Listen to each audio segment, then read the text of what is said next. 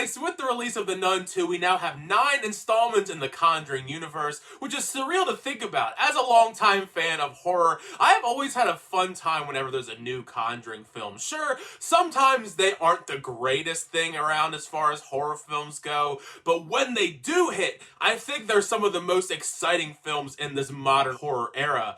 Obviously, this is my personal ranking of the franchise, so I do want to know your rankings down below in the comment section, because I'm sure there's going to be a lot of variations in the middle section in particular. But without further ado though, let's get right into my last place pick. In last place, I have Annabelle. In retrospect, we can look back fondly on the Conjuring universe as an overall success, but when we started out with the first Annabelle as the original spinoff in the universe, it didn't exactly start out on strong footing. Regardless of the fact that Annabelle was an iconic character from the original Conjuring, it is difficult to craft an entire horror film around the doll due to the fact that the doll is a vessel. It doesn't actually do anything like a Megan or a Chucky, and you can see how poorly their efforts are with this first installment because it's filled with bland, generic attempts at scares that just all fall flat with an all-around extremely weak story. The characters too, they're flat, unlikable, you could even say wooden, more wooden than the character Annabelle itself. Truly, this is the one entry in the Conjuring universe that I almost never revisit just because I've never had a great time with it. Honestly, it's a shame because I do think John R. Leonetti does have some talent behind the camera. Usually as a cinematographer, he's been a cinematographer on several of James Wan's projects, which did include the very first Conjuring film. It's just something about when he's the director though, whether it's Mortal Kombat Annihilation or this or Wish Upon,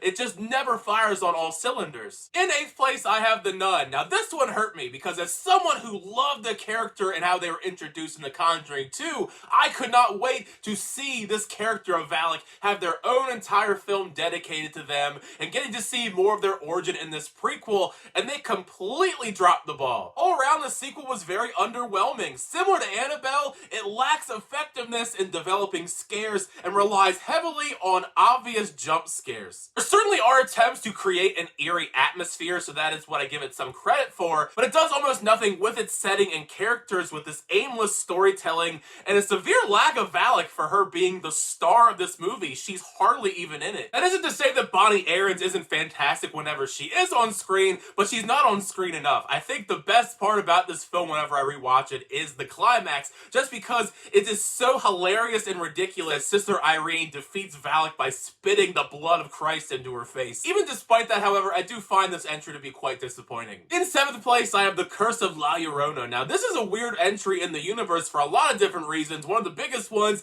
is there is that debate whether or not you want to count it in the Conjuring universe. There have been more details coming out saying that it's not. I personally feel like it is, especially because of the fact Father Perez from Annabelle is in the movie. So if you don't want to count it, so be it. But either way, I still think this is just an average horror film. You can definitely tell there was a little bit more of an effort here to try and build horror and tension, as Michael Chavez does a decent enough job trying to highlight La Llorona as a character with some pretty scary sequences here and there. It does have your run-of-the-mill story. It doesn't have a lot going for it in that capacity. It's very much paint by numbers. But it gets a bump because overall, I think the cast is decent with what they're trying to work with, especially Linda Cardellini and Raymond Cruz. It isn't an entirely memorable entry in the franchise. I think a large reason why they don't want to include it is because if you include the La Llorona film in the Conjuring universe, it is in last place as far as box office earners by a large margin, but it's an okay movie. It's not horrible, it's not great, it's just in the middle. In 6th place, I have Annabelle Comes Home. This entry is one I kind of consider a guilty pleasure. Is it a great horror film by most metrics? Absolutely not.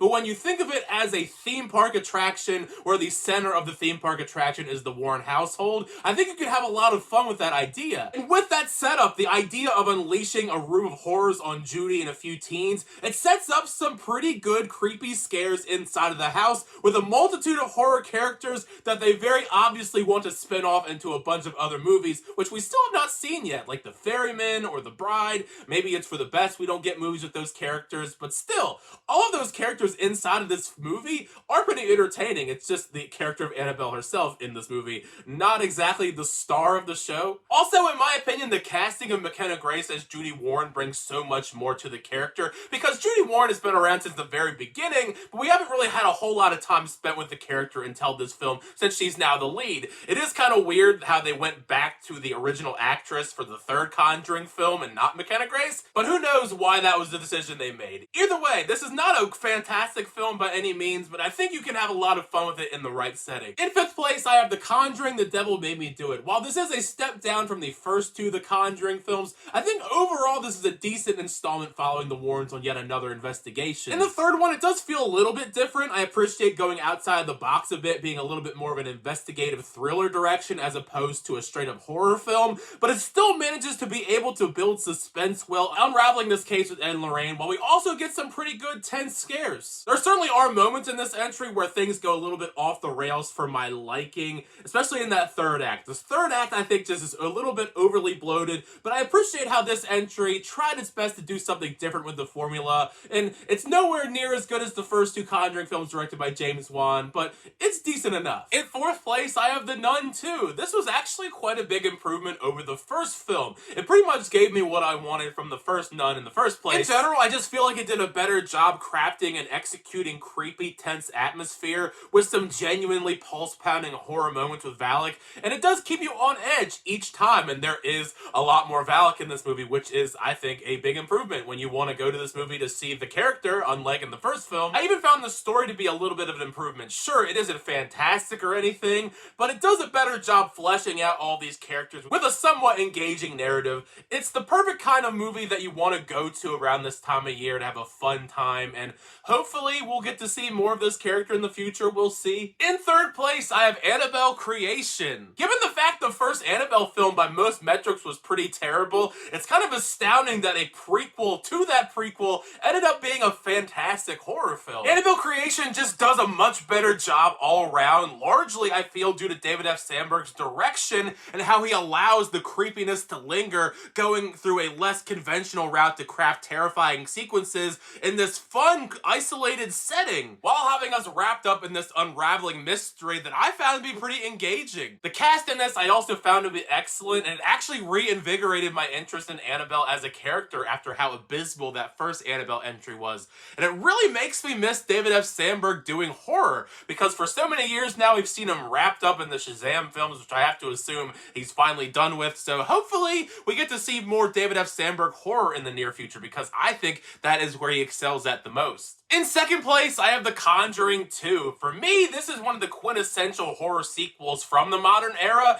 and pretty much cemented this universe as a franchise. Doubling down on the scares, James Wan continues to showcase his expertise with the genre with fantastic, frightening, tension-filled horror, while delving a bit deeper into Ed and Lorraine as characters and giving them arcs that I think are pretty great. And even out of all the fantastic scares that we get in The Conjuring 2, we are introduced to an iconic horror character in Valak, who originally wasn't even supposed to be in the movie and ends up being one of the most iconic villains and also horror icons to come out of the era. The only thing that kind of knocks it down a little bit for me is I do think overall the film was trying to juggle too many plot threads, and in turn the film feels kind of bloated. It's like 2 hours and 14 minutes, and I definitely don't think it necessarily needed to be that long, but still, regardless of that fact, I think it's just a fantastic sequel. But at number one, I have The Conjuring. By far one of my favorite horror films, and in my opinion, one of the best horror films from this more modern era. So much about this first Conjuring film I feel sets the bar for modern horror films just due to the perfection of the intense horror,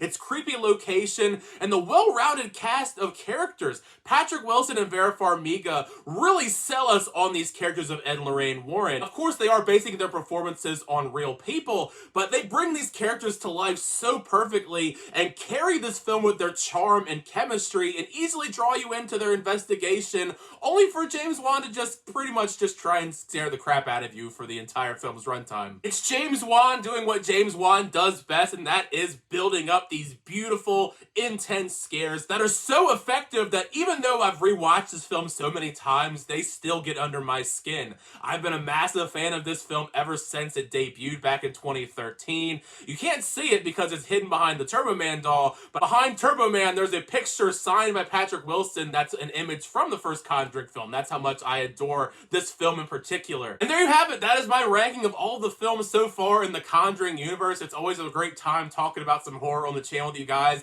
and one of my favorite ongoing franchises. So make sure you share your thoughts down below. Like I said before, how would you rank all the films in the Conjuring universe from worst to best? I'd love to know all your answers down below in the comment section. Also, make sure you try to at least be a little bit civil here, because I'm sure there's going to be a lot of divisiveness in the comment section. But either way, thank you guys so much for checking out the videos. I always do appreciate it. Make sure to like on the video and also subscribe to the channel so update reviews, reactions, unboxings, and more. Next time, I'll see you guys later.